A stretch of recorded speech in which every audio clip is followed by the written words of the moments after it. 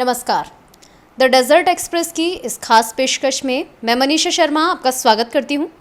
आज अजमेर उत्तर विधानसभा क्षेत्र से दावेदारी करने वाले उम्मीदवारों में से एक एडवोकेट डॉक्टर योगेंद्र ओझा से मैं आपकी मुलाकात करवाने जा रही हूं, जो अजमेर उत्तर विधानसभा क्षेत्र से अपनी दावेदारी प्रस्तुत कर रहे हैं। डॉक्टर योगेंद्र, आपका बहुत बहुत स्वागत है हमारी इस खास पेशकश में। आपका बहुत बहुत धन्यवाद। डेजर्ट न्यूज़ का बहुत बहुत धन्यवाद कि आपने मेरे को इस मौके के ऊपर इंटरव्यू देने का आपने किया। धन्यवाद आपका। योगेंद्र जी, मैं आपसे आपके राजनीतिक सक्रियता, अब तक के जो राजनीतिक जीवन है, इसकी यात्रा के बारे में जानना चाहूँगी। मैं शुरू से राजनीतिक में जुड़ा रहा।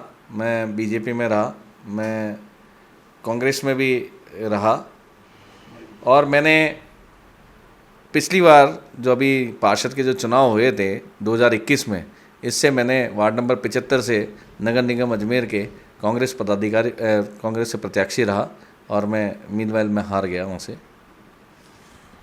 योगेंद्र जी, आपने पहले बीजेपी के साथ सक्रियता निभाई राजनीति में, इसके बाद में आप कांग्रेस से भी जुड़े, और अब जब आप अजमेर के विधानसभा चुनावों के लिए दावेदारी प्रस्तुत कर रहे हैं, तो आप किस पार्टी से अपना टिकट हासिल करना चाहेंगे? मैंने बीजेपी से टिकट मांगा था, पर किसी कारणवश या कह सकते हैं कि द्वेषतापूर्ण मेरे को टिकट नहीं दिया। पर मुझे शहर के लिए काम करना था और राष्ट्रीय पार्टी के द्वारा ही काम करना था, और मुझे ये दिखाना था कि जब पढ़े लिखे और समझदार लोग जब आते हैं तो वो काम को किस प्रकार से कर सकते हैं। तो मैं नगर निगम की जो पहली सीढ़ी जो नेतागिरी की होती है या राजनीतिक में होती है सफ़र में, वो थी पार्षद की, जो मैंने एक बार उसका चुनाव लड़ा, और चुनाव लड़ा मीनवाइल में उसमें हार गया। तो अब जब आप टिकट मांग रहे हैं बीजेपी और कांग्रेस से, आप दोनों पार्टी से टिकट मांग रहे हैं, लेकिन यदि दुर्भाग्यवश आपको दोनों ही पार्टीज टिकट नहीं देती हैं, तो आपका अगला कदम क्या होगा? देखो, मैं तो ये कह रहा हूँ, राजनीतिक पार्टियों को अब ये सोचना होगा, उन्हें ये देखना होगा कि विज़न जो क्षेत्र के लिए या प्रदेश के विकास के लिए या किसी भी चीज़ के लिए जो काम कर सकता है, वैसे विज़न के लोगों को उन्हें टिकट देना चाहिए। और मैं उसी विज़न के तहत दोनों पार्टियों से मैं तो रिक्वेस्ट ही करूँगा कि मुझे टिकट दें, तो मैं जो मेरा क्षेत्र है, जो उत्तर विधानसभा क्षेत्र है, मैं उसमें गतिपूर्वक विकास का कार्य कर सकूं। जो गलत रूप से जो कार्य हों उन्हें मैं रोक लगा के नियम विरुद्ध में उनके ऊपर कार्रवाई कर सकूं। क्योंकि आज तक जो देखने में आया है, जन राजनीतिक शरण रहा या किसी भी प्रकार से उनकी अप्रोच रही है या उच्च पदों के ऊपर रहने से उन्होंने टिकट को हासिल किया, दोनों पार्टियों में यही वनस्पत स्थितियां रहीं, जिस वजह से इस प्रकार के लोगों को टिकट मिलता रहा, और उसकी वजह से कभी भी जो विकास होना चाहिए वो कभी विकास हो नहीं पाया। योगेंद्र जी, अगर राजनीतिक क्षेत्र की बात करूं या फिर सामाजिक क्षेत्र की बात करूं या अजमेर के शैक्षणिक क्षेत्र की बात करूं, हर क्षेत्र के विकास की बात करती हूं, तो अजमेर का जो इतिहास है वो गौरवशाली रहा है। तो अजमेर के गौरवशाली इतिहास से जब आप आज के बदहाल वर्तमान को कंपेयर करते हैं, इसकी तुलना करते हैं, तो आप खुद को कहाँ पाते हैं? देखो, आपने बहुत अच्छी बात बोली मनीषा जी कि अजमेर का इतिहास बड़ा ही गौरवशाली रहा है। इसी गौरवशाली इतिहास के अंदर मैं तो सिर्फ इतना सा बोलूँगा कि अंग्रेज़ों ने तक ने अजमेर शहर को अपना सेंटर पॉइंट बनाया था, और मुग़ल भी अपना सेंटर पॉइंट अजमेर को ही बना रखा था आज़ादी से पूर्व।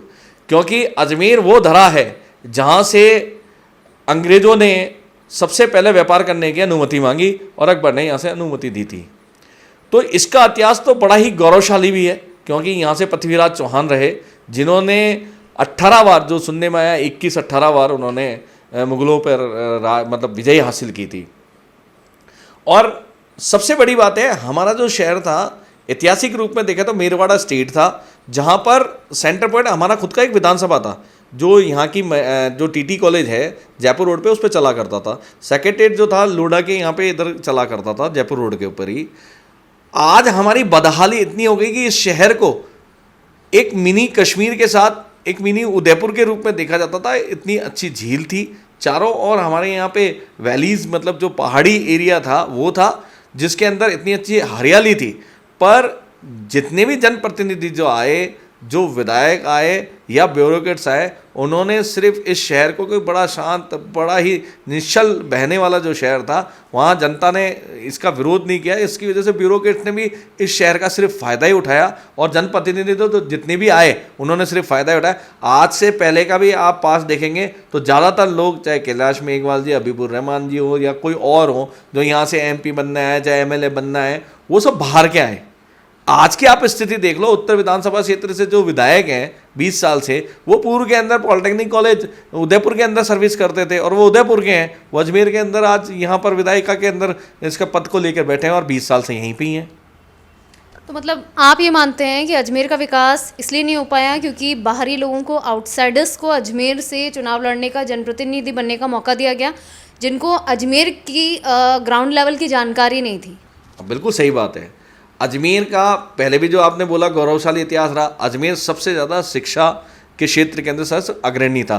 अजमेर से जितने ज़्यादा IAS या जितने ज़्यादा IPS या उच्च पदों के ऊपर दिए गए हैं, शायद कहीं नहीं दिए। अजमेर का सबसे बड़ा जो शिक्षण आप देख सकते हैं तो आपका मेयो कॉलेज है, मिशनरीज का सबसे बड़ा था। यहाँ तक कि उन सबको छोड़े, वो तो हो सकता है कि उन लोगों के बस की चीज़ थी जहाँ पर एक मिडिल क्लास और एक उससे लोअर क्लास नहीं आ सकता था, पर अजमेर तो एक ऐसा शिक्षाविद था कि मैं खुद एक गवर्नमेंट स्कूल से पढ़ा हूँ NCERT के बाद में। हमारे समय में 90 के दशक तक मैंने देखा है कि 3 स्कूलें ऐसी हुआ करती थी जो नंबर 1 हुआ करती थी, वो सरकारी थी।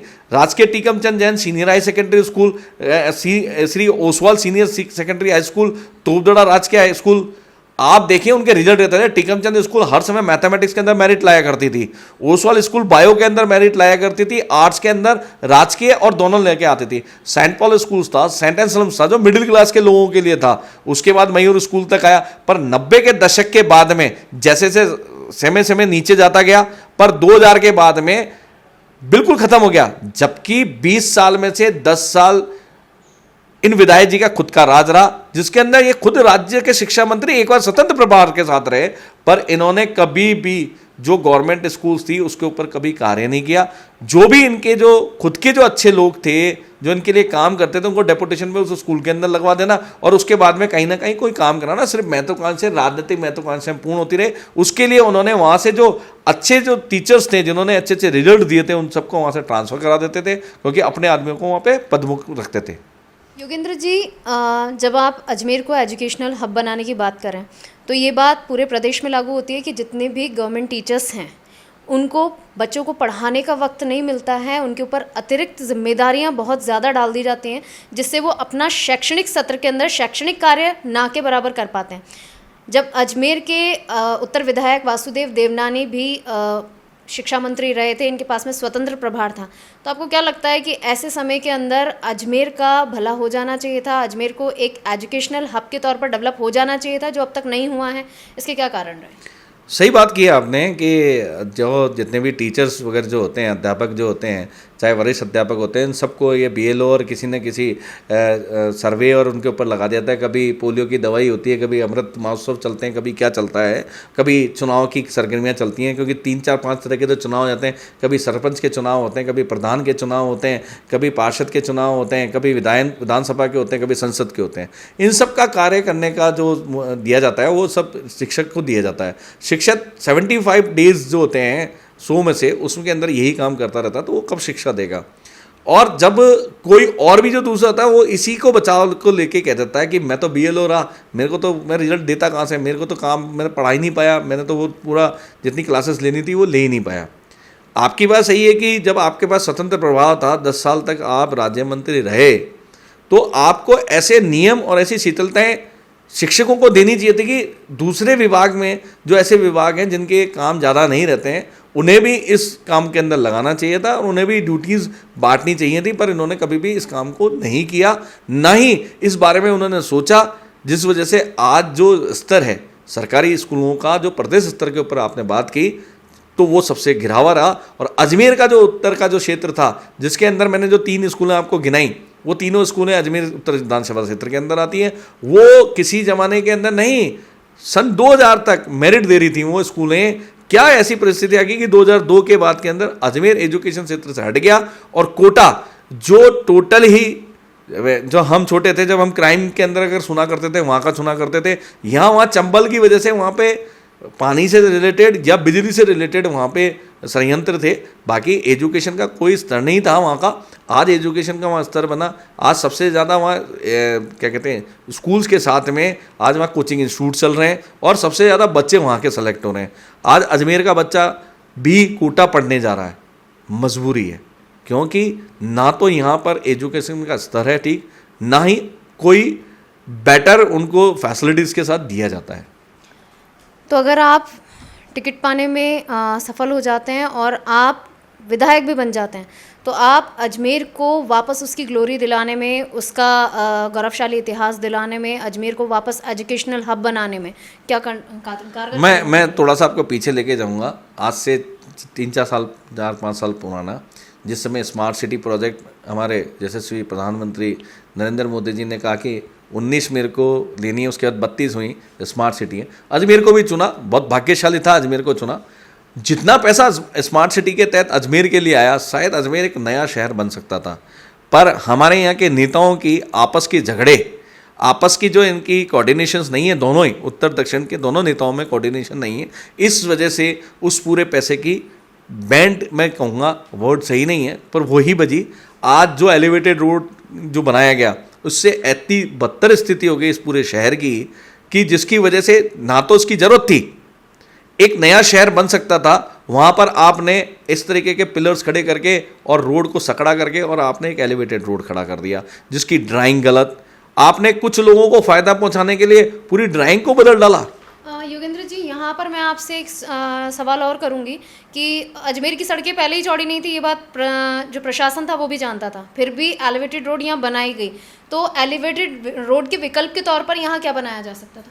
मैं आपको बता रहा हूँ ना, जहाँ तक मुझे एक जानकारी है कि सबसे ज़्यादा जो कॉम्पैक्ट एरिया था, जो दबाव वाला क्षेत्र था, वो था कचहरी रोड, क्योंकि कचहरी रोड जो जोड़ता है वो दक्षिण क्षेत्र को उत्तर क्षेत्र से जोड़ता है, जहाँ पर सबसे ज़्यादा सरकारी विभाग है, तो वो बहुत ज़्यादा भीड़ रहती थी उस वजह से, और रेलवे स्टेशन होने की वजह से ट्रेन सबसे ज़्यादा रुकने लगे, उसका एक दबाव रहता था, इस वजह से एलिवेटेड रोड जो आते जाते हैं उनको सहूलियत रूप से आ जाए। तो मेरा ये कहना था कि 1998 के अंदर जो कचहरी रोड की 1 नंबर की दुकान से लेके जो मार्टिकल ब्रिज तक की दुकान है, उनका लीज समाप्त हो चुका था। क्यों ना उस समय एक विजन लेकर आते विधायक भी और जो जनप्रतिनिधि थे। 25 साल से नगर निगम में बीजेपी का बोर्ड है, बीजेपी का बोर्ड होने के बावजूद उन्हें सब कुछ जानकारी थी कि ये जो दुकानें हैं इन्हें हम एक्वायर कर देते, और क्योंकि आज की तारीख के अंदर जब स्मार्ट सिटी बनने लगा तब सेंट्रल गवर्नमेंट भी बीजेपी की थी, तो जो सेंट्रल गवर्नमेंट का जो रेलवे का जो डिपार्टमेंट था, जो आपके बीच में जो कॉरस्पॉन्डेंस होता अच्छा हो जाता, जहाँ पे आपने अभी पार्किंग बनाई है उस पार्किंग जगह मल्टी स्टोरी, आप पार्किंग के साथ में एक मल्टी स्टोरी बिल्डिंग बना देते, जो ये 80-90 जो दुकानें थी उन सबको वहाँ पे स्थापित कर देते, रोज बेरोजगार भी कोई नहीं होता और ये रोड चौड़ी हो जाती और रेलवे ट्रैक भी अच्छा दिखता और एक शहर का जो गौरवशाली जो इतिहास था वो बना रहता।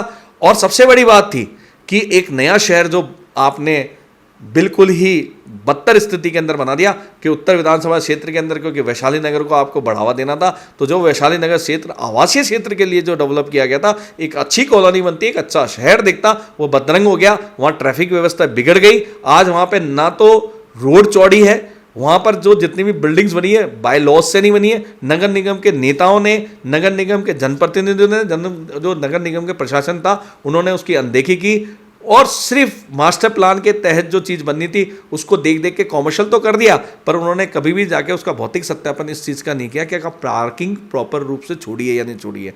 ये सबसे बड़ा था। एक स्मार्ट सिटी आप बनाने जा रहे हो, जब वो शहर बच सकता था, आप उसको दुकानें हटा के उसे चौड़ी कर देते, वो शहर बच सकता था। जो व्यावसायिक गतिविधियाँ पूर्व की भांति जो हमने अपने गौरवशाली अजमेर के इतिहास में देखी, वो ऐसे कैसे रहती, एक नया बाजार नहीं बनता तो कितना अच्छा होता।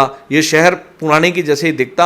आज जो पानी की समस्याएं हैं, जो पानी रुकने की समस्याएं हैं, जल भराव हो जाता है बारिश के समय, वो सारी समस्याएं हमारी ख़त्म हो जाती। देखिए, आपने अभी मास्टर प्लान की बात की, तो मास्टर प्लान के बारे में ये सार्वभौमिक सत्य है कि किसी भी जगह का मास्टर प्लान जब बनाया जाता है वो 100% सक्सेसफुल नहीं होता है। तो यहाँ पर अजमेर के मास्टर प्लान की क्या खामियां थी? और दूसरी बात जो आपने व्यापारियों की, तो जब ये एलिवेटेड रोड बन रही थी तो व्यापारियों की तरफ से कई बार प्रशासन को सुझाव दिए गए थे कि एलिवेटेड रोड का निर्माण अगर कराया जा रहा है तो किस तरह से कराया जाए, और आज ये एलिवेटेड रोड इसकी खामियों की वजह से जनता के लिए भी सिरदर्द बना हुआ है, और इसी की वजह से जो एलिवेटेड रोड के नीचे जितने व्यापारी हैं उन सबका व्यापार भी चौपट हो रहा है। तो अब इसके क्या हालात सुधारने के लिए क्या किया जा सकता है? देखो क्या मनीषा समाधान जी, हो सकता है? एक और मैं बात बताऊं, क्योंकि मैं अजमेर शहर से ही हूं, मैं अजमेर में ही रहता हूं, अजमेर में ही मैं बड़ा हुआ। मैं LKG से मैं लेके और मैंने मेरी पूरी हायर एजुकेशन तक मैंने यहीं से किया। सिर्फ मैं PhD में जोधपुर से करके आया। अजमेर शहर जो शुरू से था, वो जो रोड्स वगैरह जी थी वो छोटी थी। इसका इतिहास भी बड़ा गौरवशाली रहा है। ऐसा नहीं है कि कोई वो छोटा मोटा शहर रहा है। शहर अंतर्राष्ट्रीय स्तर पर भी बड़ा है और स्टेट के और राष्ट्रीय स्तर पर भी बड़ा है। अंतर्राष्ट्रीय स्तर पर हमारे यहाँ ख्वाजा साहब मोइनुद्दीन चिश्ती की दरगाह है। पुष्कर जो ब्रह्मा जी का सबसे जो पूरे देश विदेश के अंदर एक ही मंदिर है, वो पुष्कर राज में है। उसके बावजूद भी कभी भी प्रशासन इस चीज़ को लेकर संवेदनशील नहीं रहा कि इतनी बड़ी पब्लिक आती है, उर्स बढ़ता है, पुष्कर मेला बढ़ता है, कि इनकी रोड्स और इनको देखा जाए, पर कभी नहीं देखा। जहाँ तक एलिवेटेड रोड और इसकी बात करें तो अजमेर शहर जो है वो सर्विस क्लास लोगों का, यहाँ इंडस्ट्री नहीं है, और इंडस्ट्री नहीं होने के कारण भी हमारे यहाँ का जनप्रतिनिधि रहा। हमारे यहाँ रेलवे है, हमारे यहाँ रेवेन्यू बोर्ड है, हमारे यहाँ सेंट्रल बोर्ड है सबसे, और राजस्थान बोर्ड है। यहाँ पर सर्विस क्लास लोग था, वो अपने 2 जून की रोटी खाने के लिए ही भाग रहा था। अगर इंडस्ट्रियल्स होते तो उन्हें क्या होती है कि उनके पास विजन बाहर से भी आ जाता है, वो लोग पता भी कर लेते हैं। तो ये लोग अपने उस धंधे पानी में भाग रहे थे। जो आपने कहा कि एलिवेटेड रोड के लिए आपत्तियां मांगी थी, सब कुछ मांगी थी, उन्होंने जहां तक उनको जो ड्राइंग समझ में आ रही थी वहां तक वो आपत्तियां कर रहे थे, पर वो आपत्ति अधिक इसलिए नहीं कर पा रहे थे कि उनको जानकारों का अभाव था। वे अपने में ही उलझे हुए थे, अपने धंधे पानी में ही उलझे हुए थे। तो अजमेर शहर के अंदर जब बात निकल गई तो मैं आपको ये बता दूं कि अजमेर शहर तो इन नेताओं की वजह से इतना गंदा हो गया। हमारे रेवेन्यू बोर्ड के पार्ट्स हो गए, हमारे यहाँ से सर्किट बेंच जाने लग गए बाहर। हमारे यहाँ पे सेंट्रल गवर्नमेंट के अंदर बीजेपी के आने के बाद में अभी नॉर्थ जोन जो सबसे बढ़िया जो कहलाता था, लखनऊ और दिल्ली को बाहर कर दिया। तो सेंट्रल बोर्ड के अंदर भी हमारे यहाँ पे कम हो गया। आप देखिए नॉर्थन वेस्टर्न रेलवे जो था, रेलवे एक बहुत बड़ा था, जो कांग्रेस की साथ में अभी बीजेपी के समय भी उसको कम कर दिया गया। जबकि इतना बड़ा रेलवे का हमारे यहाँ पे अगर ये रहता तो आज जोधपुर को जो आधा पार्ट मिलता हमारे पास रहता, तो आज हमारे यहाँ पे रोजगार के साधन रहते हैं, हमारे यहाँ पे डेवलपमेंट के साधन रहते हैं। क्योंकि जब कोई चीज़ रहेगी, कुछ लोग रहेंगे जिनके पास में रेवेन्यू आता रहेगा, तभी उस शहर का डेवलपमेंट रहेगा, उनके व्यापारियों का डेवलपमेंट रहेगा। इंडस्ट्री आने का नहीं कारण जो है सबसे बड़ा पानी है, और पानी हमारे यहाँ पर प्रॉपर है ही नहीं, ना कभी किसी जनप्रतिनिधि ने करा। तो मैं ये कहूँगा कि ये हमारा शोषण तो पिछले 30 साल से हो रहा है, और 30 साल के अंदर जब किशन मोटवानी जी जब हमारे यहाँ से विधायक थे तो उन्होंने एक बहुत अच्छा विजन अपने विधानसभा के अंदर लेकर आए थे। उस विधानसभा के अंदर उन्होंने उस समय एक बिशलपुर परियोजना हमारे यहाँ के बजट के अंदर पास कराई थी। जब कभी भी किसी भी शहर के लिए किसी भी प्रकार का कोई बजट बनता है तो उस शहर के को दिया जाता है, उस शहर के डेवलपमेंट के लिए खर्च होता है। वो राशि जो आती है उस शहर के नाम से ही आती है, और वो विधानसभा या किसी भी संसद में पास होती है। अब आपके लिए जब बीसलपुर की परियोजना जब पास हुई तो हमारे यहाँ पे दूसरे डेवलपमेंट नहीं होते। उस कालखंड के अंदर उन शहरों के अंदर कोई और डेवलपमेंट हो रहा था। जब हमारे पास जो पैसा आया वो बीसलपुर के नाम से जब आया तो हमारे विकास के लिए वो बीसलपुर था उस समय। हो सकता है कि हमारे विकास में अगर उस समय एम्स आता तो हमारे यहाँ ही बनता, उस एम्स के टुकड़े करके कहीं और तो नहीं ले जा सकते थे आप। पर हमारे जो हिस्से में जो आया था उस समय बीसलपुर आया था, क्योंकि हमारे यहाँ ज्वलंत मुद्दा जो था पानी का था। तो हमारे को ये कहा गया था अजमेर जिले के ज्वलंत मुद्दे के लिए हम बीसलपुर परियोजना दे रहे हैं और ये इस सत्र के अंदर बजट पास करें। तब उसका जो था वो 311 या कुछ था, उस समय उसको पास किया। उसके बाद में शहने जब पानी की ज़्यादा मांग बढ़ने लगी तो उसको 313 के ऊपर लेके गए, फिर 315 तक उसको लास्ट पहुंचाया। अब आप देखिए 315 पहुंचाने के बाद भी, अजमेर शहर के लिए बनने के बाद भी, अजमेर के कुछ लोग जो जानकारी का अभाव रखने की वजह से सुप्रीम कोर्ट चले जाते हैं और वो पता नहीं एक PIL लगा देते हैं, उस PIL के अंदर उन्हें वो गिरते हैं। इस वजह से गिरते हैं कि उनको ये जानकारी नहीं होती कि ये योजना बनी किस लिए थी, उनके पास उस चीज़ के पूरे डॉक्यूमेंट्स नहीं होते और वो बिगड़ तैयारी के वहाँ चले जाते हैं। माननीय सर्वोच्च न्यायालय क्योंकि पानी पर, हवा पर और दूसरी चीज़ों के ऊपर अधिकार के रूप में वो कहता है कि नहीं, और शहरों को भी अधिकार है। हम आज इस बात पर भी एग्री होते हैं कि औरों को भी अधिकार है, पर बजट हमारे लिए बना। आज जोधपुर में एम्स बना, आपके यूनिवर्सिटीज़ और कहीं बनती हैं, तो क्या फिर वो जो एम्स है वो आधा हमारे यहाँ ले आए? आपके यहाँ के लिए डेवलपमेंट हुआ था, हमको दे दो फिर वो। नहीं, पर आप इसका और भी देखिए, जोधपुर बीकानेर तक कैनाल जाती है और जोधपुर तक चली जाती है। डेवलपमेंट के लिए, विकास के लिए अंदर से सोच आना जरूरी है। हमारे यहाँ पे 20 साल तक सिर्फ राजनीतिक पद लालसा की ही सोच रही और अपने 20-25 लोगों को ही नेता में या राजनीतिक क्षेत्र के अंदर राजनीतिक पटल के ऊपर लाने की सोच रही। कभी भी नया नेता बनाने की उन्होंने नहीं सोची, नए लोगों को आगे बढ़ने की नहीं देने दिया उन्होंने। जो लोग कोई आगे बढ़ता या किसी विजन के साथ बढ़ता उसको पीछा धकेल दिया जाता, जैसे मुझे धकेला गया। देखिए योगेंद्र जी, बीसलपुर योजना की जो आपने बात कही है, बीसलपुर योजना अजमेर के लिए लाई गई थी, अजमेर की प्यास बुझाने के लिए लाई गई थी। आपने कहा 30 साल से अजमेर बदहाल है। 30 सालों में 20 साल तो बीजेपी के विधायक रहे हैं अजमेर में, और सांसद के तौर पर भी कांग्रेस और बीजेपी दोनों के जनप्रतिनिधि यहाँ सामने आए। तो क्या दोनों के जनप्रतिनिधि मिलकर भी अजमेर की पेयजल समस्या का समाधान नहीं कर सकते थे? क्या इन जनप्रतिनिधियों में इतनी कुव्वत नहीं थी कि अजमेर की जनता की पानी की किल्लत को ये दूर कर पाते? आपने बहुत अच्छी बात कही। इसके लिए इनको सीख लेनी पड़ेगी कोटा से। कोटा के अंदर जो विधायक हैं वो शांति धारीवाल जी हैं और वहाँ से सांसद हैं ओम बिरला जी। आप वहाँ जाके देखिए, शैक्षणिक हब के अलावा उन्होंने जो अभी डेवलपमेंट जो किया सड़कों को लेके या अन्य चीज़ों को लेके, उन्होंने एक वो वैसा रिंग वाला जो रोड बनाया है, उसे आज आदमी जो जाम से उनको निजात मिली वो सीधा वहाँ पे पहुँच रहा है, चंबल के ऊपर जो बनाया। और दूसरा, उन्होंने हर समाज को, जितने भी 36 कौम जो है, उन सारे समाज को उन्होंने ज़मीनें अलॉटमेंट करके उनको नॉमिनल रेट्स के ऊपर दे के उनका डेवलपमेंट किया। उनकी सबकी धर्मशालाएँ और हॉस्टल्स बनाए आज वहाँ पे जो पढ़ने, क्योंकि जब हॉस्टल्स रीजनेबल रेट पे मिलने लग जाएगा तो लोग बाग दूसरे ज़िलों से पढ़ने के लिए वहाँ आएंगे, और पढ़ने के लिए आएंगे डेफिनेटली। जब कोई पढ़ने के लिए आएगा तो कुछ ना कुछ तो खर्च करता ही है बच्चा, तो वहाँ पर रोज़गार बढ़ा, खाने के लिए रेस्टोरेंट्स है या पीजी हैं वो बढ़े। तो उन्होंने उस इंडस्ट्री मतलब मैं अभी इंडस्ट्रीज को कहूँगा कि पढ़ाने का सेवा का भाव तो किसी का है नहीं, उन्होंने एज ए कोचिंग इंस्टीट्यूट्स खोल रखे हैं। तो जो वो इंडस्ट्रीज जो बनी एजुकेशन इंडस्ट्री, उस इंडस्ट्रीज को उन्होंने प्रमोट किया। आज प्रमोट किया तो आज आप देखिए वहाँ पे इतने सारे इंस्टीट्यूट्स हैं, लाखों की संख्या में वहाँ बच्चे पढ़ रहे हैं। उसका कारण सिर्फ और सिर्फ उनका विकास है। उन जो पक्ष और विपक्ष में होने के बावजूद भी उन्होंने जो सोच रखी अपने शहर के लिए, ये सोच इन दोनों को, जो एक ही पार्टी से बिलोंग करते हैं बट दोनों पूरे अपने 20 साल के टर्म पीरियड में लड़ने में ही अपना समय बिताया। वो कहते हैं कि वो है और वो कहता है मैं पक्ष हूँ। इसी वजह से आप देखें तो कभी भी इस चीज़ के लिए लड़ते रहे कि अध्यक्ष कौन बनेगा, उपाध्यक्ष कौन बनेगा। आप देखिए कि एक समय आया था कि जब मेयर को लेकर भी लड़ाई हुई थी। तो ये जो कारण है ना, ये दोनों जो बनाते हैं, विधायक बनाते हैं, पार्टी का या संगठन का इनके ऊपर कभी कंट्रोल रहा नहीं। इस वजह से ये इस तरीके की आपस के अंदर ही लड़ाई के अंदर ही इस शहर को बदहाल स्थिति के अंदर लेके आ गए। देखिए अभी एक लहर चल रही है, देवनानी हटाओ लहर, अजमेर में काफ़ी सक्रिय है। जनता भी अगर देखा जाए ग्राउंड लेवल पर जाकर तो 20 साल से जो देवनानी जी विधायक के पद पर काबिज हैं, तो जनता भी कहीं ना कहीं इनसे असंतुष्ट नज़र आ रही है। तो आप खुद को देवनानी हटाओ लहर का कितना हिस्सा मानते हैं, या आप इस लहर से कितने प्रभावित हैं? देखो, मैं किसी की लहर या किसी से मैं वो नहीं मानता ना, मैं उनसे प्रभावित होता हूँ कि उसकी लहर से प्रभावित होकर। सबसे बड़ी बात है, जब कभी भी कोई बहुत लंबे समय तक रहता था उसका विरोध रहता है क्योंकि कमियाँ रहती है। बट इनके साथ तो बहुत बड़ी एक परेशानी है कि इन्होंने तो अपने 20 साल के अपने पूरे पीरियड के अंदर किसी भी प्रकार का छोटा मोटा भी कोई बड़ा काम नहीं किया इन्होंने। आप देखिए आना सागर को देख लें, आना सागर की जो बदतर स्थिति की है इन्हीं के कालखंड में हुई है।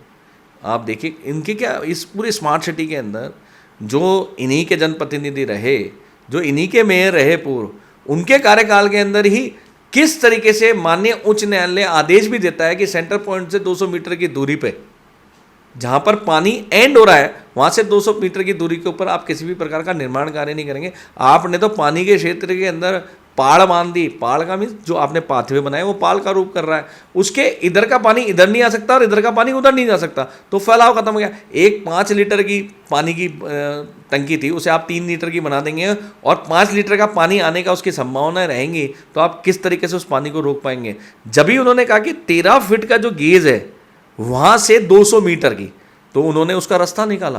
क्यों? क्योंकि जिन्होंने आदेश किया, मैंने फिर कहा कि यहाँ पर जागरूकता की कमी मान लें या किसी और वजह से कमी मान लें, अब हम अभी आप ये कहेंगे कि मैं एडवोकेट हूँ, मैं जागरूक क्यों नहीं रहा, मैं माननीय उच्च न्यायालय में जाके पार्टी क्यों नहीं बना कि ये 200 मीटर की दूरी पे क्यों नहीं किया। तो बहुत सारे ऐसे कारण रहते हैं, कुछ पारिवारिक परिस्थितियाँ रहती हैं, कुछ राजनीतिक परिस्थितियाँ रहती हैं, कुछ व्यावसायिक परिस्थितियाँ रहती हैं, जिसकी वजह से आदमी वो काम नहीं कर पाता जो उसे करना था। तो हमारे यहाँ पे और भी बहुत सारे जागरूक नागरिक थे, उन्होंने जो आना सागर को लेकर जो कार्रवाइयाँ थी वो नहीं की। पूर्व के अंदर गलत रूप से जो कॉलोनियाँ विधानसभा से पास हुई वो क्यों हुई, उसके बाद हाउसिंग बोर्ड ने उसमें कॉलोनी क्यों बनाई, उसके बाद एडीए ने उसमें कॉलोनी क्यों काटी। तो जब आपकी जो गवर्नमेंट जितनी भी मशीनरीज थी, जो एजेंसीज थी, उन्होंने वहाँ कॉलोनियाँ बना दी, तो डेफिनेटली जो एग्रीकल्चर वाले जितने भी तो जिनकी ज़मीनें वहाँ थी, क्योंकि आपने एक्वायर किया ही नहीं, सन 47 की आज़ादी के बाद में नहीं किया, जबकि ये सबसे पुरानी जो थी झील थी, उसके बाद भी आपने एक्विजिशन की कार्रवाई नहीं करी। तो ट्रेडेंसी एक्ट जो काश्तकारी अधिनियम है, तो उसके अंदर साफ साफ लिखा हुआ है खाली काश्तकार का, भरा हुआ सरकार का। तो जब भरा हुआ रहेगा तो सरकार का है। अब काश्तकार ने जब खाली हुआ तो उसके अंदर मिट्टी भर भर के और भूमाफियों ने भर भर के इसको छोटा कर दिया। अब छोटा कर दिया तो जहाँ पर सूखा है, जहाँ पर मिट्टी है, वहाँ वो साफ कह रहा है कि काश्तकार का है। अब काश्तकार का जो ग्रीन बेल्ट था या नॉन कंस्ट्रक्शन जोन था या वेटलैंड था, उस पर निर्माण कैसे हो गए। आपका 7 वंडर है, उसका निर्माण हो जाता है। 7 वंडर के अंदर कहते हैं किसी कांग्रेसी एक बहुत बड़े नेता है, उनके किसी ठेकेदार के रिश्तेदार का ठेकेदार है, इसलिए उसको हम कैंसिल नहीं कर पा रहे। अरे भाई कैंसिल नहीं कर पा रहे हो, इतना पैसा लग जाएगा, कौन इसके लिए जवाबदेह होगा, कौन पारदर्शिता दिखाएगा इसकी। आज की स्थिति के अंदर एनजीटी के अंदर मामला गया, मैंने पूर्व में भी बताया कि 2010 के अंदर मैंने जो आना सागर को लेके आरटीआई में निकाला था, उसके अंदर पूर्व के अंदर इसका 18 फीट गेज था, 18 से ये 16 हुआ, और 16 से 13 कब हो गया किसी को मालूम नहीं पड़ा। और अभी कलेक्टर साहब ने पहले पानी नहीं निकाला, अब पानी इस तरीके से निकालने की 11 फीट इसका पानी कर देती है, संभावना पे नहीं है।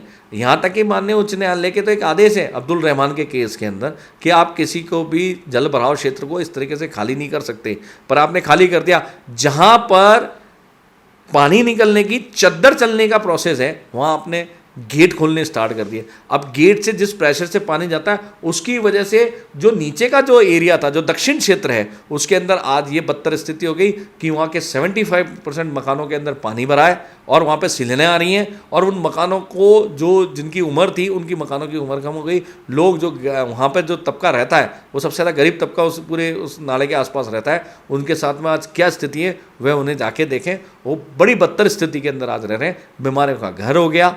आज कहीं पर भी जो स्कैप चैनल्स हैं, जो पानी के आने के जो रास्ते थे, उन्हें भी कभी भी जब भी बारिश आती है उससे पहले साफ कराते हैं। उससे पहले क्यों नहीं? उनका जो पहले ये पक्के निर्माण हुए हुए थे, इनकी डोलियाँ पक्की बनी हुई थी, वो डोलियाँ कब टूट जाती हैं, कोई लोग अतिक्रमण करते थे, उस अतिक्रमण को रोका क्यों नहीं? इससे बड़ी बात क्या होगी कि स्कैप चैनल के अंदर आपने सीवरेज लाइन डाल दी। जो पूरा दक्षिण क्षेत्र है, जो स्कैप चैनल का जो आना सागर का पानी जाने का रास्ता है, उसके सेंटर पॉइंट के अंदर आपके पूरे में सीवरेज लाइन चल रही है। क्या जिस कंपनी ने इसको डाला या किया, क्या सरकार ने पैसे बचाने के लिए ये रोड मैप बनाया था इसके सीवरेज जाने का कि आप नाले के अंदर से निकाल दें? आज अगर ये तो सन 75 की बाढ़ नहीं आई है, हमारे पूर्वज कहते हैं कि सन 75 में जब बाढ़ आई थी तो अजमेर की बदतर स्थिति हुई थी। आज जिस प्रकार से चारों ओर मकान बन गए, जो इन पहाड़ी अरावली पर्वतशालाओं में जब पानी निकलने लगेगा, आएगा, तो 6-6 महीने तक पानी आया था उस समय, अगर ये पानी सन 75 की तरह आएगा तो ये शहर साल भर तक पानी में डूबा रहेगा। तो इन्होंने टोटल मिला के आज भी ग्राउंड लेवल के ऊपर जब कभी भी कोई बात होगी तो उसके ऊपर टोटल मिला के इन्होंने सिर्फ इस शहर को बदतर स्थिति के अंदर ही डाला, उसके अलावा इन्होंने विजन के रूप में कभी काम नहीं किया। देखिए, आपने अजमेर उत्तर और दक्षिण विधानसभा क्षेत्र दोनों के विधायकों की कमियां बताई। अब अगर बात करें राजनीतिक क्षेत्र की, तो वासुदेव देवनानी जो उदयपुर से अजमेर आए हैं, पहले ही उदयपुर में रहते थे, तो महेंद्र सिंह रलावता का कहना है कि ये परदेसी हैं, कभी भी झोला उठा के निकल लेंगे, जब तक विधायक हैं तभी तक अजमेर में हैं। फिर इसके बाद में सुरेंद्र सिंह शेखावत जो बीजेपी से दावेदारी कर रहे हैं अजमेर उत्तर विधानसभा के टिकट को लेकर, वो भी आश्वस्त हैं कि बीजेपी से अजमेर उत्तर विधानसभा का टिकट जो है वो मैं ही लेकर आऊँगा और 8 विधानसभा क्षेत्रों में सबसे ज़्यादा वोटों से मैं जीतूँगा। तो आप इन सबकी दावेदारी के बीच में अपनी दावेदारी को कितना मजबूत मानते हैं?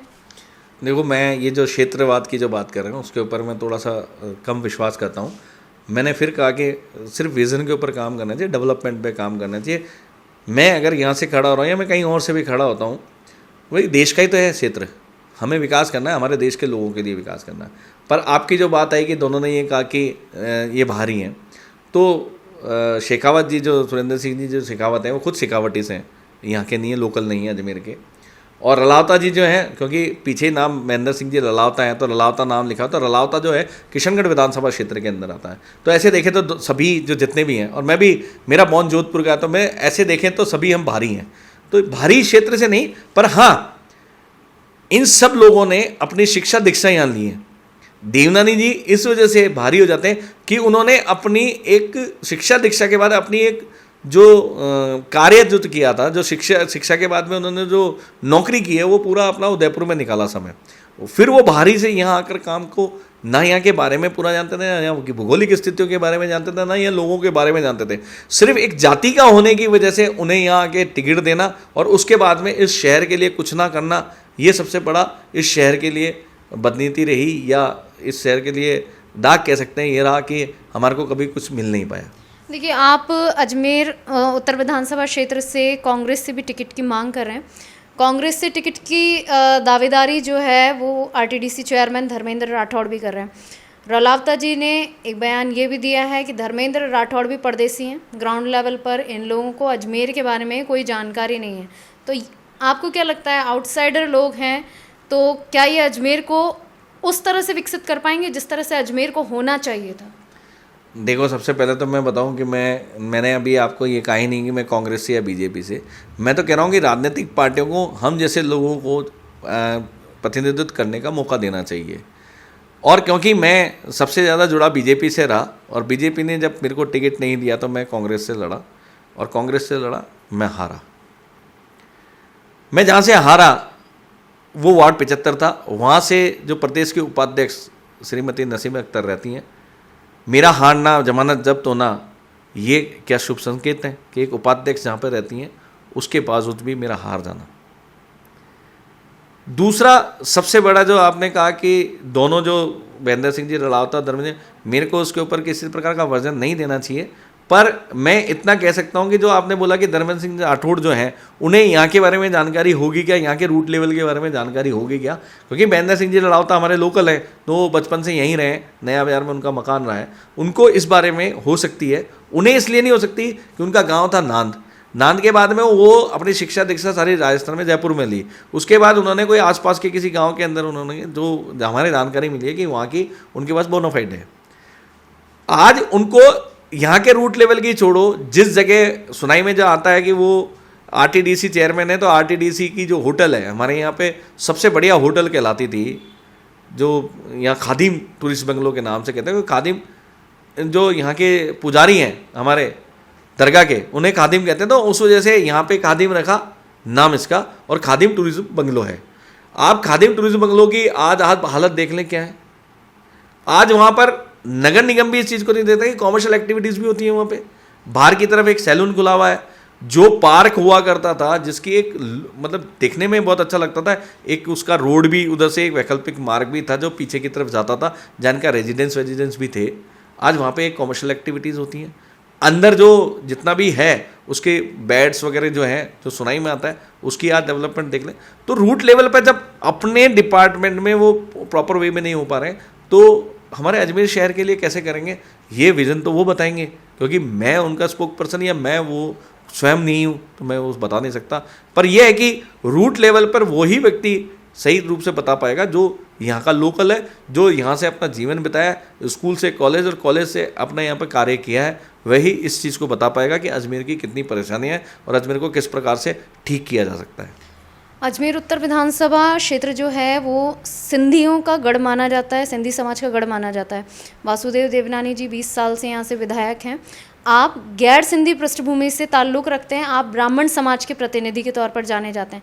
ब्राह्मण समाज से ज्ञानचंद सारस्वत, जो अभी वार्ड नंबर 4 से पार्षद हैं, वो भी अजमेर उत्तर विधानसभा क्षेत्र से अपनी दावेदारी प्रस्तुत कर रहे हैं। तो आप दोनों ही ब्राह्मण समाज का चेहरा हैं।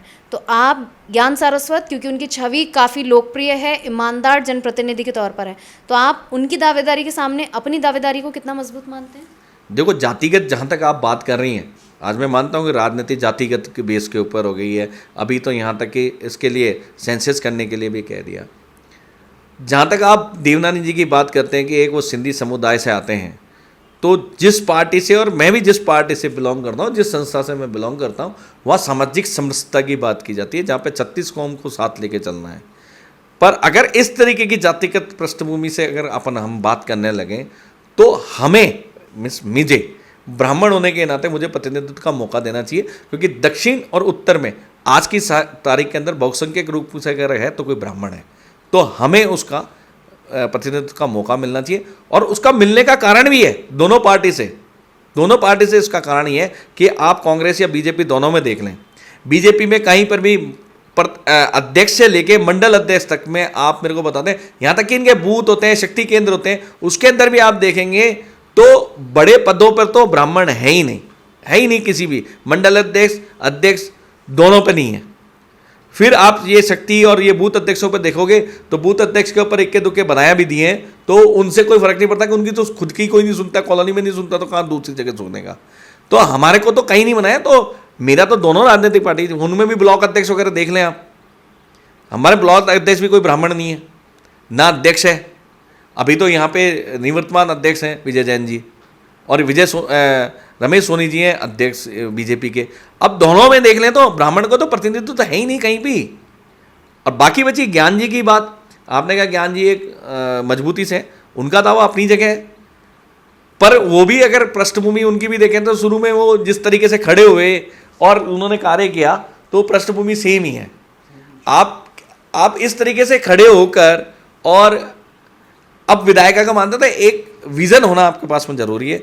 एक आप संकुचित एरिया के अंदर खड़े हो गए, उससे आपको स्पष्टीकरण नहीं मांग रहा, कोई नहीं मांग रहा, पर आप खड़े हो गए, आप विधायक की मांग कर रहे हैं, तो वो उनकी सोच है, वो मांग सकते हैं। तो इसके लिए सभी स्वतंत्र हैं कि वो मांग सकता है, टिकट तो मांगने में किसी का रोक नहीं सकता। मैं भी टिकट मांग ही रहा हूँ। अगर आपको बीजेपी और कांग्रेस दोनों से टिकट नहीं मिलता है, इसके बाद में आपका कदम क्या होगा? मेरा शहर के लिए एक बार कदम तो यही रहेगा कि मैं जब तक है मेरे को नेशनल पार्टी टिकट देती है तो सबसे बेस्ट है, विज़न उनका रहता है, और उसके बाद में कई तरह की ऐसी परिस्थितियाँ आती हैं जिसके अंदर हम साथ में चलकर बहुत सारे काम कर सकते हैं। और अगर दोनों ही राजनीतिक पार्टियाँ मुझे नहीं देती तो मेरे को इंडिपेंडेंट आना पड़ेगा।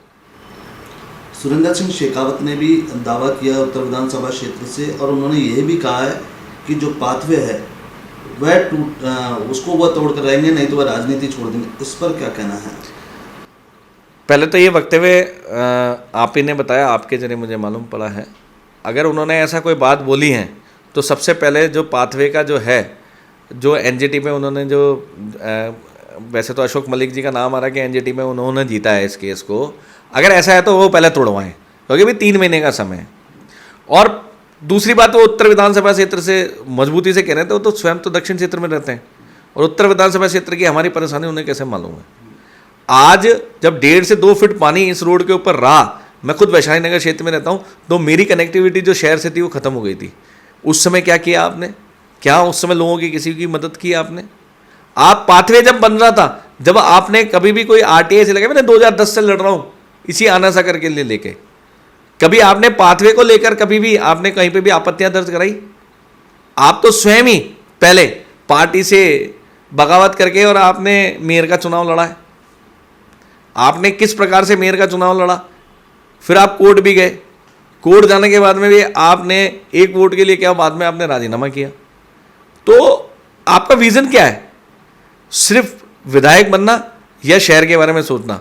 आपने अगर शहर के बारे में कुछ किया तो आप भी 2 बार जनप्रतिनिधि रहे, आपने शहर के लिए आप सभापति रहे, पूर्व सभापति रहे 6 महीने के लिए। भलाई आपने ऐसा क्या किया जिसकी वजह से लोग आपको जाने, आपको वोट दें और आपको विधानसभा के अंदर टिकट दें?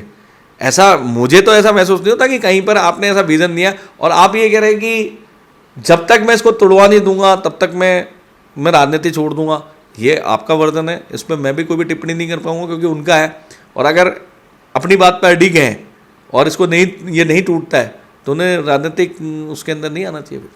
देवनानी के लिए उन्होंने ये भी कहा है कि देवनानी की उम्र जो है 76 वर्ष हो चुकी है, अब उन्हें नए चेहरा सामने आना चाहिए, पार्टी उन्हें टिकट न दे, कुछ उच्च स्थान बढ़ाए। इस पर क्या कहेंगे? देखो, आप जो भी विजन बोल रहे हैं या जो भी वर्जन बोल रहे हैं, जो भी वर्जन बोल रहे हैं वो उनके हैं, मैंने उन वर्जन को सुना नहीं। अगर आप कह रहे हैं कि ऐसा कोई वर्जन उन्होंने दिया है तो ये तो मैं भी कह रहा हूँ कि अगर आपकी उम्र हो गई है, आप राजनीतिक क्षेत्र के अंदर बहुत सारी ऐसी चीज़ें होती हैं, बहुत सारे ऐसे काम होते हैं जिनके लिए आपको भागना दौड़ना पड़ता है। अब आपके एज के बाद में बहुत सारे लोग जो होते हैं वो चलने फिरने में सक्षम होते हैं। भगवान ने अच्छा किया कि आपको सक्षम है, पर आप उस परिस्थितियों के अंदर ठीक नहीं बैठ रहे कि ना तो आपने इस देश के लिए क्या कहते हैं उत्तर क्षेत्र के लिए काम किया है, ना और कुछ काम किया है कि जिसकी वजह से आपको वापस से रहे। जनता जागरूक है, जनता समझती है, जनता आप कुछ समझ चुकी है कि आपने पिछले 5 साल के अंदर क्या काम किया है, सरकार में रहते हुए आपने क्या काम किया। उसके बाद जब आप एक बार 5 साल रहे, उसके बाद आपने क्या काम किया, फिर आपकी सरकार रही, उस 5 साल में आपने क्या किया। तो टोटल मिला के जो 20 साल का आपका जो टाइम पीरियड था, उसमें आपने किसी प्रकार का ऐसा काम नहीं किया जिसकी वजह से जनता आपको पुनः चुनने के लिए सोचे। अगर इस बार जनता इस प्रकार से इनको वापस से टिकट दे भी देती है, क्योंकि आप संघ पृष्ठभूमि से आते हैं, आपने कहा कि संघ मुझे देगी, नागपुर से मेरा बहुत अच्छा नाता है तो आपको टिकट देगी। तो अगर संघ इस प्रकार से अगर टिकट देती है और संघ के सभी जितने भी यहाँ पे स्वयंसेवक हैं उनको भी मालूम है कि आज शहर की क्या दुर्दशा है, अगर उसके बाद में भी इन्हें टिकट देती है तो फिर तो इस शहर का मकान भगवान ही मालिक है और इसकी कितनी दुर्दशा होगी ये पता नहीं। और प्रतिक्रियावादी तो आप समझते हैं कितने होते हैं, तो उसका तो भी कोई भरोसा नहीं कर सकते। देखिए पिछले विधानसभा चुनावों के अंदर वासुदेव देवनानी कह चुके हैं कि ये मेरा आखिरी चुनाव है, इसलिए मुझे ये जीतना है। तो आप पिछली बार क्या है विधानसभा चुनाव को अपने लिए आखिरी बता चुके थे और इस बार फिर वो दावेदारी प्रस्तुत कर रहे हैं, तो इस बार उनकी दावेदारी कितनी मजबूत होने वाली है? देखो, जब तक आदमी रहता है तब तक कहता है कि मेरी अंतिम दावेदारी है।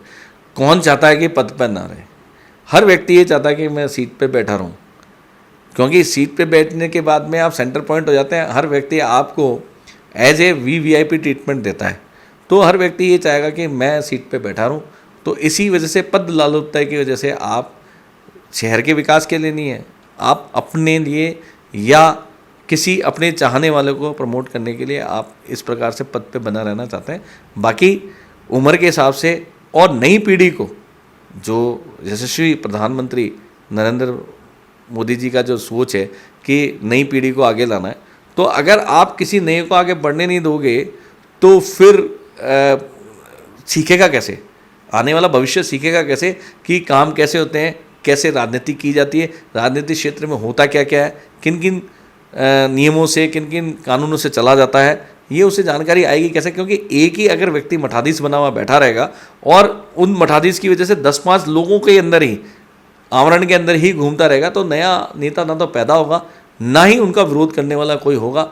यही वजह है कि 20 साल के अंदर उन्होंने 15-20 अपने लोग रख रखे थे, वही लोग सब कुछ चलाते थे, वही संगठन को चलाते हैं। इस वजह से ना तो कुछ ऐसा इनका विरोध हो पाया, इसी वजह से इस शहर का जो विकास होना चाहिए था, जो दोनों ही पार्टियों ने जो शहर को भरमार रूप से पैसा दिया, उसका उपयोग सही जगह नहीं हुआ। आज सही जगह नहीं हो सका, आज बदतर स्थिति है। आज 1.5-2 फीट के खड्डे सड़कों के ऊपर है, पानी की प्रॉपर व्यवस्था नहीं है, पानी निकलने की प्रॉपर व्यवस्था नहीं है। हमारी जो योजनाएं हैं, बीसलपुर की योजनाएं हैं, उसका पानी मिलने की नहीं है। इससे ज़्यादा बदकिस्मती क्या होगी कि पाइपलाइन जयपुर चली जाती है, वह भी लोहे की होती है, और हमारे यहाँ की पाइपलाइन आज तक पूरी लोहे की बदल ना सके। और हमारे यहाँ पे आए दिन शटडाउन लेते हैं, और पिछले 15 या 20 साल से जो जयपुर को पानी दिया गया, जिस पाइपलाइन से दिया गया, वहाँ शटडाउन लेने की सिर्फ साफ सफाई के लिए आती है, तोड़ने के लिए, टूटने के लिए कभी भी नहीं आती है। तो मतलब 2 लाइन में जवाब चाहूँगी, तो मतलब आप मानते हैं कि देवनानी की चुनाव लड़ने की इच्छा जनता के विकास के लिए नहीं, खुद के विकास के लिए? मैं ये नहीं कहूँगा खुद के विकास के लिए है या नहीं, ये तो इनकी एजेंसी ही बता सकती हैं कि विकास खुद ने कितना किया है। पर यह पक्का है कि अंतरात्मा से महत्वाकांक्षा इतनी है कि पद लालुपता बहुत है कि हम ही बने, हम किसी और को मौका नहीं दें। हम तो ये कह रहे मैं उस लायक नहीं हूँ, और कोई उस लायक है और वो अच्छा है तो उसे दें। आप स्वयं अब इस बार बोलें आगे होके। कई जगह गुजरात के अंदर ये देखने को मिला था, उन्होंने कहा था मैं इस बार नहीं लड़ रहा, आप किसी और को मौका दें। आप भी वही उदाहरण पेश करें इस प्रदेश के अंदर कि मैं नहीं, किसी और को मौका दें। तो जितने भी जो वायुवर्द बैठे हैं या जो इस सोच के लोग बैठे हैं या जो आपकी उम्र के लोग बैठे हैं, शायद हो सकता है कि आपके इस बात से मैसेज जाने से वह लोग भी आगे बढ़कर ये मैसेज देवें कि नहीं, हमें रहने देना, इस बार आप किसी नए को मौका दें। तो ये थी खास बातचीत एडवोकेट डॉक्टर योगेंद्र ओझा के साथ में, जिन्होंने विस्तृत तौर पर ना सिर्फ अपना विजन प्रस्तुत किया बल्कि अजमेर के कांग्रेस और बीजेपी दोनों की खामियां जनता के सामने रखी है। द डेजर्ट एक्सप्रेस के साथ मैं मनीषा शर्मा।